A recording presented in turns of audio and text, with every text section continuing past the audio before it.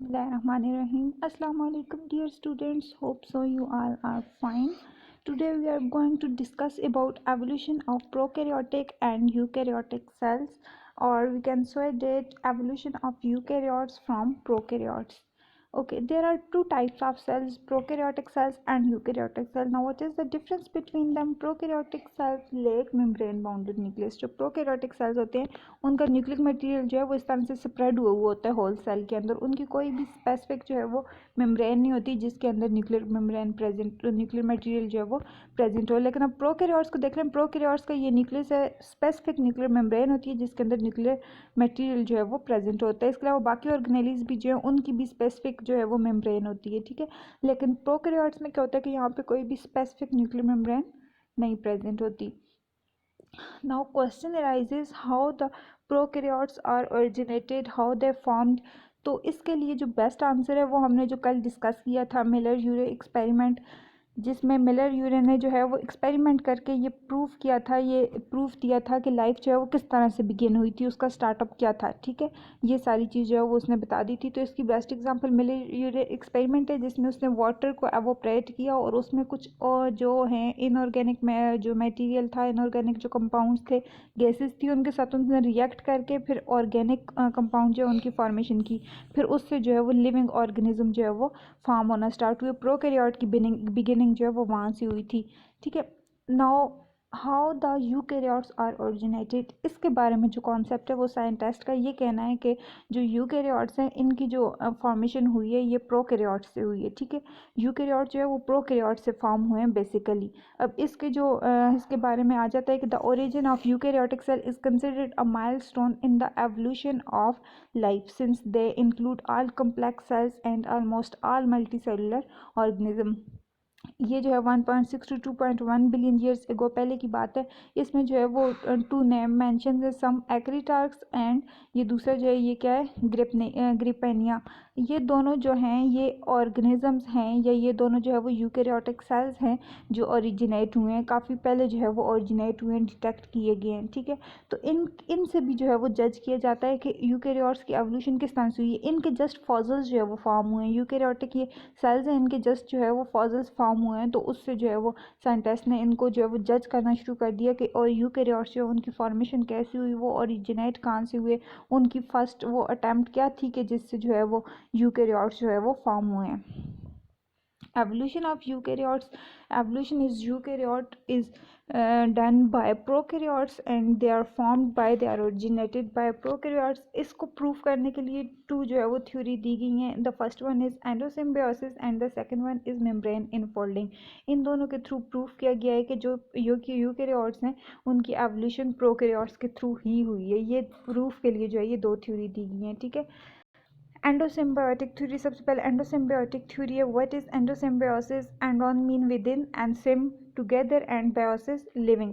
ये सिम्बायोसिस और सिम्बायोटिक जिस तरह से म्यूचुअलिज्म होता है, दोनों जो है वो मिल के रहते हैं, इस तरह से पैरासिटिक नेचर होती है। ये जो है वो उनके हैबिटेट या उनकी जो है वो दो ऑर्गेनिज्म की आपस में इंट्रैक्शन की बेस पे जो है वो उनको नेम दिए गए, ठीक है। एक म्यूचुअलिज्म होता है जो दोनों एक दूसरे को प्रॉफिट दे रहे होते हैं, सिम्बायोसिस जो है वो सेम लाइक म्यूचुअलिज्म है। इसी तरह से कमेंसलिज्म भी होता है और इसके अलावा पैरासिटिज्म भी होता है। पैरासिटिज्म में जो है वो एक जो है वो अपने होस्ट से वो फ़ायदा ले रहे होते हैं, उसको जो है वो हार्म कर रहे होते हैं। ये सिम्बायोसिस जो है वो वहाँ से वो वर्ड जो है वो लिया गया है, ठीक है। ये टुगेदर रह रहे होते हैं लिविंग ऑर्गेनिज्म के अंदर, एंड ऑन विद इन।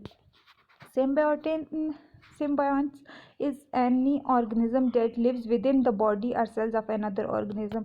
तो इसका मतलब क्या है बेसिकली कि एक होस्ट, एक जो ऑर्गेनिज्म है वो दूसरे अपने होस्ट के अंदर जो है वो रह रहा है, ठीक है, उसके अंदर रह के जो है वो अपना काम कर रहा है।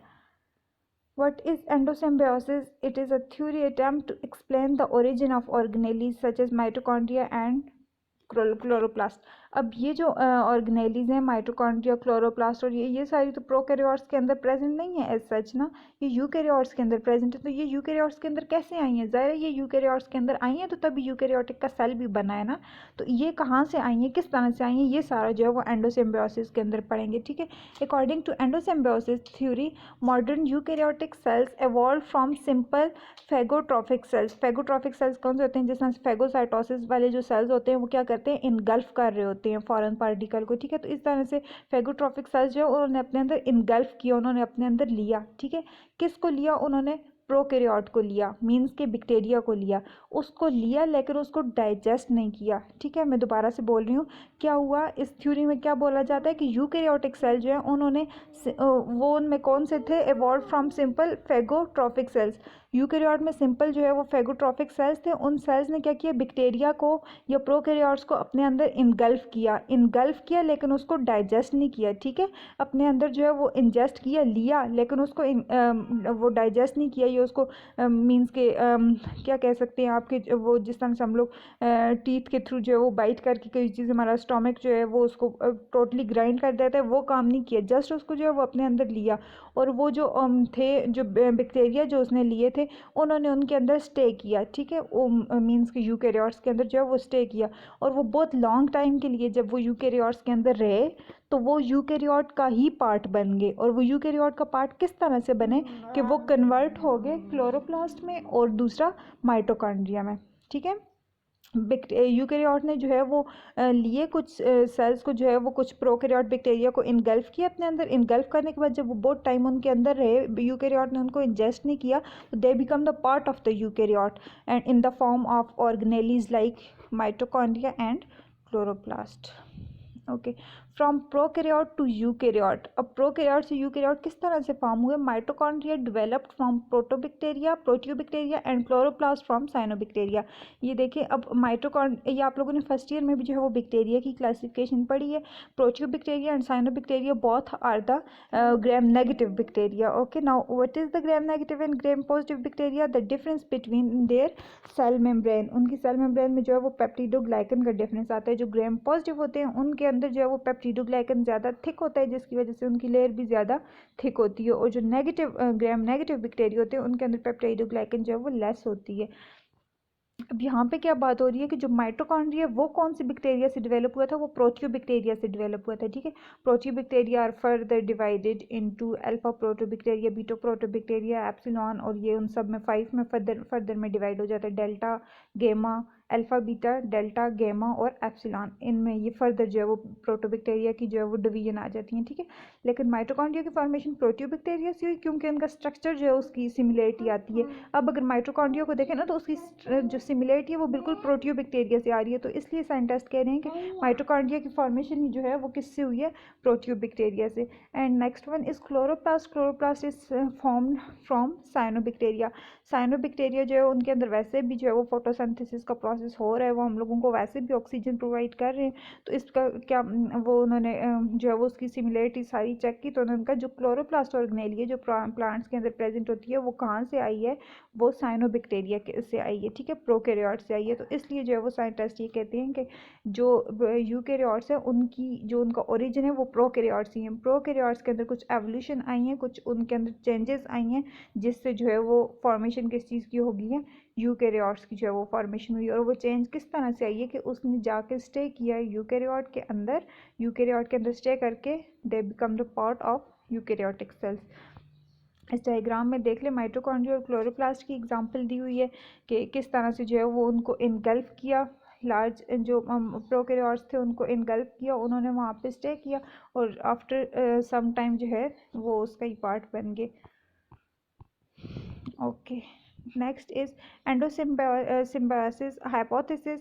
अब ये जो है ये थ्योरी है ना, तो वो डेट की थ्योरी जो है वो चैलेंजेबल होती है, उसको जो है वो चैलेंज किया जा सकता है कि ये ठीक है या नहीं। तो over a long period of time the aerobes became mitochondria no longer able to live on their own. वो एरोब्स या जो एरोबिक्स होते हैं वो खुद जो है वो नहीं स्टे कर सकते, उनको जो है वो मीन्स कि कोई ना कोई होस्ट चाहिए होता है, ठीक है। अब ये देखें, ये एग्जांपल आ गई, ये एरोबिक बैक्टीरिया थे, ये प्रोकैरियोट था। तो प्रोकैरियोट ने जो है वो सिंपली उसको एरोबिक बैक्टीरिया को इनगल्फ किया हुआ है।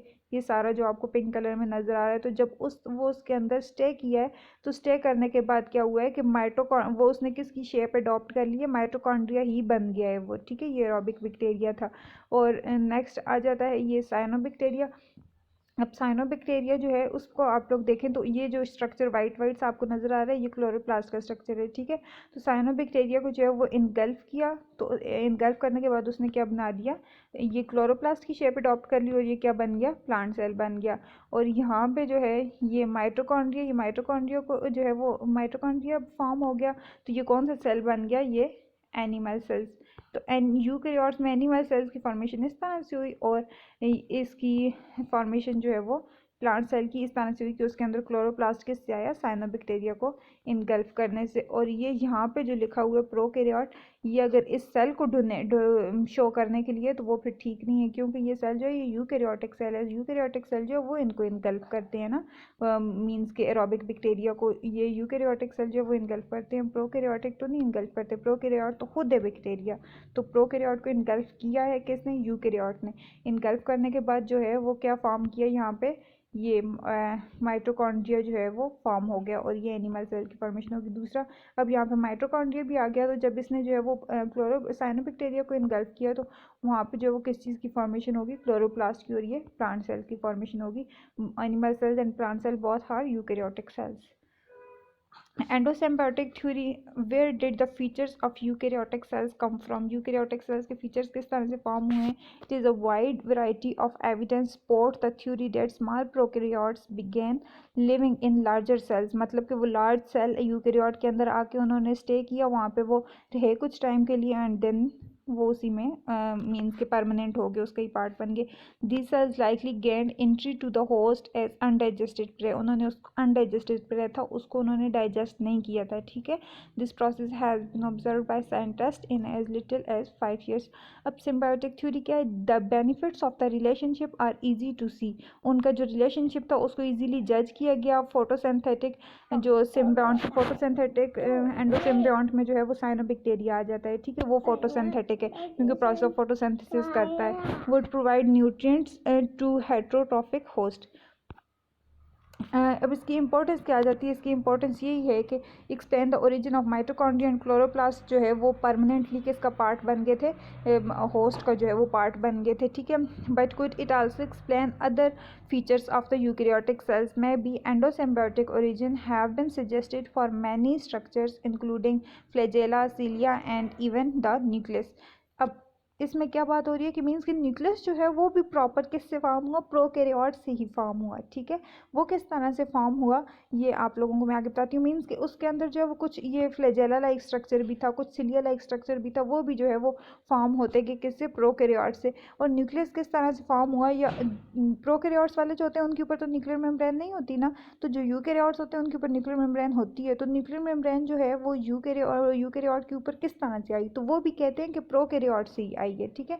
वो किस तरह से ये देखें। अब नेक्स्ट जो आप लोगों का आ जाता है वो आ जाता है membrane infolding theory. Membrane infolding theory के अंदर क्या है कि यहाँ पे मेम्ब्रेन इनफोल्डिंग थ्योरी में ये देखें, अब यहाँ पे ये प्रोकैरियोटिक सेल है, ठीक है, एंसिस्टर सेल है प्रोकैरियोटिक सेल, इसके ऊपर ये मेम्ब्रेन है ना, तो मेम्ब्रेन में पोर्स भी होते हैं ना, तो ये पोर जो है ये आगे जो है वो मूव कर रहे हैं, ये आगे मूव करना शुरू हो गए हैं, न्यूक्लियस की तरफ जा रहे हैं। तो फाइनली देखें कि उन्होंने न्यूक्लियस को कवर करके वो न्यूक्लियर पोर भी जो है वो बन गए यहाँ से।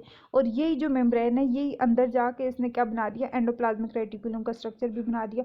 तो वो इस मेम्ब्रेन से जो है ये एंडोप्लाज्मिक रेटिकुलम और न्यूक्लियर मेम्ब्रेन का स्ट्रक्चर बहुत ज़्यादा रिजेंबल कर रहा है। इस वजह से जो है वो साइंटिस्ट ने ये थ्योरी दी है कि इनफोल्डिंग होने की वजह से जो है वो क्या हुआ है, ये प्रोकैरियोट से यूकैरियोट के ऊपर भी न्यूक्लियर मेम्ब्रेन आ गई है। अब यहाँ पे भी देखें, ये भी मेम्ब्रेन इनफोल्डिंग थ्योरी को एक्सप्लेन किया हुआ है। यहाँ पे क्या हो रहा है कि ये the infolding of the prokaryotic plasma membrane gave rise to single membrane eukaryotic organelles.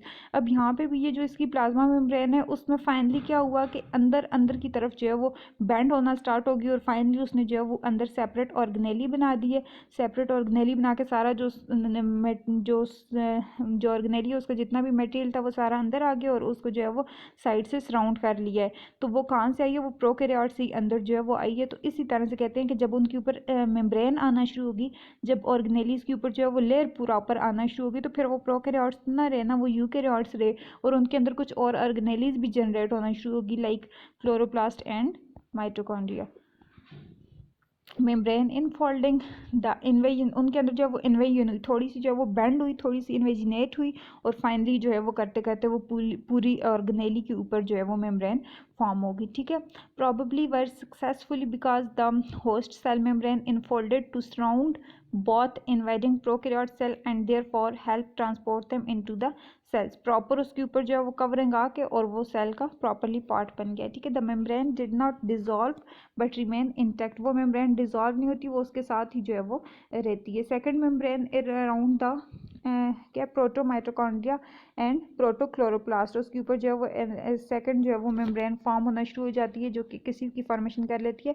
प्रोटोमाइटोकॉन्ड्रिया means कि जो स्टार्ट में जो है वो माइटोकॉन्ड्रिया की फॉर्मेशन हुई थी उसको बोला जा रहा है, और protochloroplast. It is also known that in modern day eukaryotes the inner membrane of both the mitochondria and chloroplast contain structure more similar to prokaryotes than eukaryote. अब बेसिक जो चीज़ आ रही है जिस पे ये इस चीज़ को डिटेक्ट कर रहे हैं वो है ये कि इनकी बहुत ज़्यादा सिमिलरिटी आ रही है उसके साथ। ठीक है, प्रोटियोबैक्टीरिया और दूसरा जो आप लोगों को बताया था साइनोबैक्टीरिया, उनके साथ इन मेम्ब्रेन्स की, इनकी लेयर्स की बहुत ज़्यादा सिमिलरिटीज आ रही हैं। That's why scientist detect that these are originated from prokaryotes. It is also suggested that continued membrane enfolding created the endomembrane system।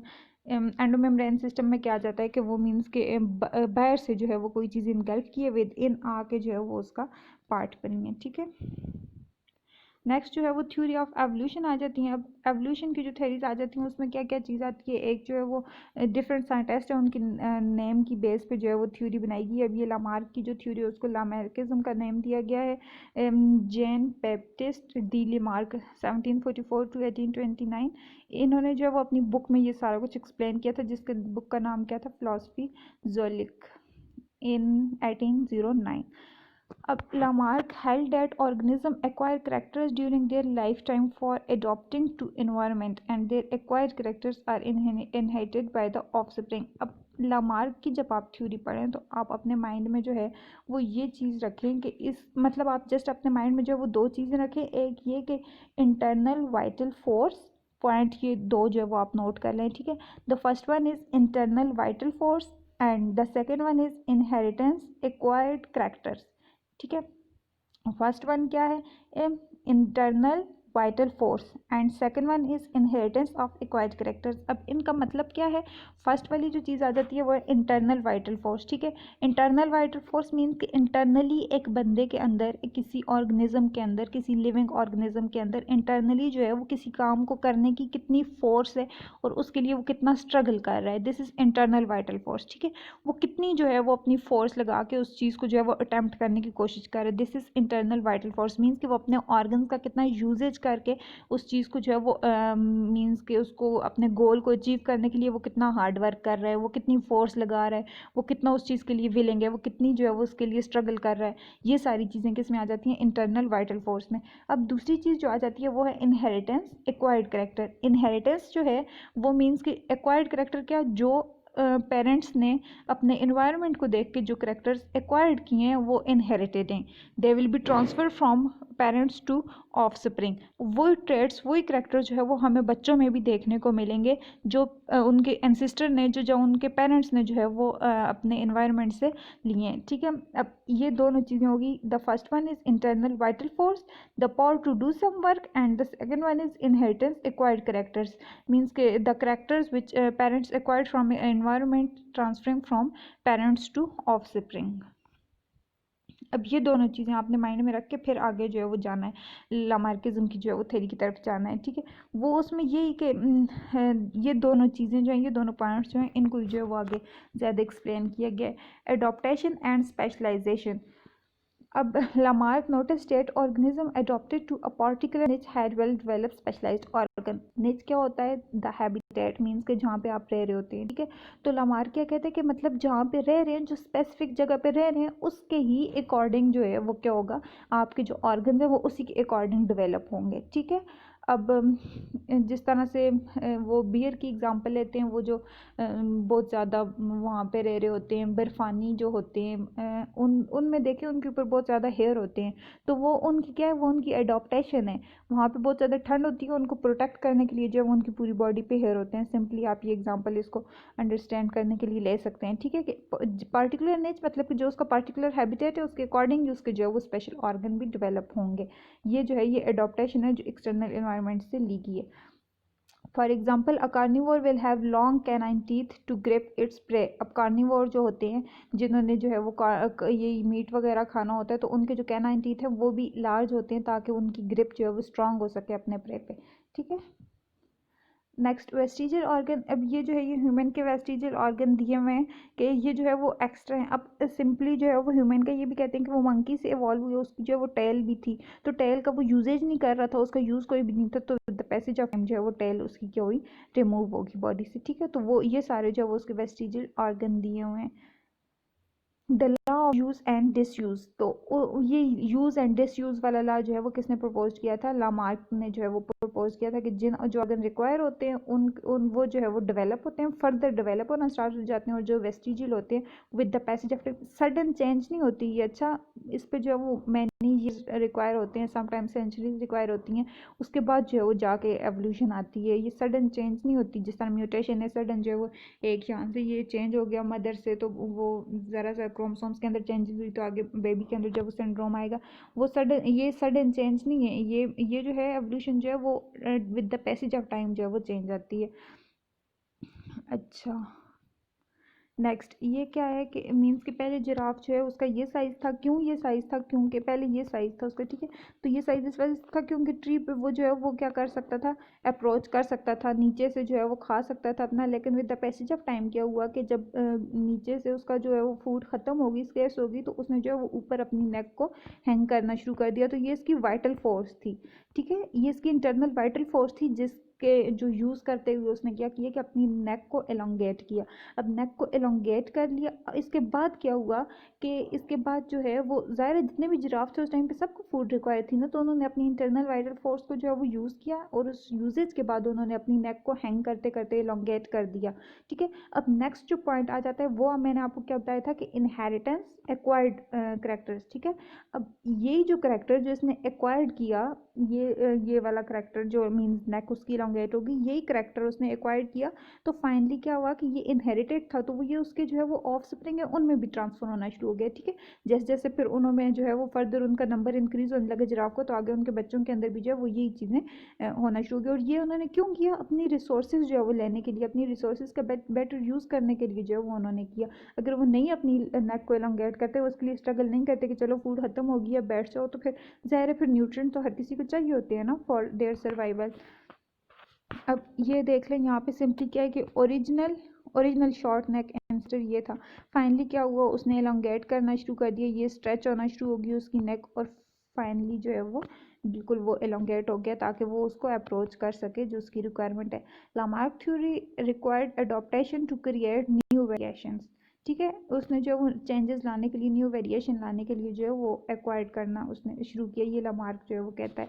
This was followed by the inheritance of these characters. वही जो दो points मैंने आपको बताए थे कि एक जो है वो ये दोनों जो है वो इनहेरिटेंस को जो है वो एक्सप्लेन करें कि अडॉप्टेशन करके फिर उसको इनहेरिटेंस आगे अपने बच्चों में ट्रांसफर कर दिया। लेकिन इसके लिए जो है वो इंटरनल वाइटल फोर्स भी रिक्वायर है कि एक चीज़ वो करना चाह रही है या नहीं कर रही, मतलब मीन्स कि उसकी पावर है, उसके अंदर ये फोर्स है वो जिसको एग्जर्ट करके ये काम करना चाह रही है, या वो अपनी फोर्स लगा रही है या नहीं लगा रही। Okay, this is all about this topic. If you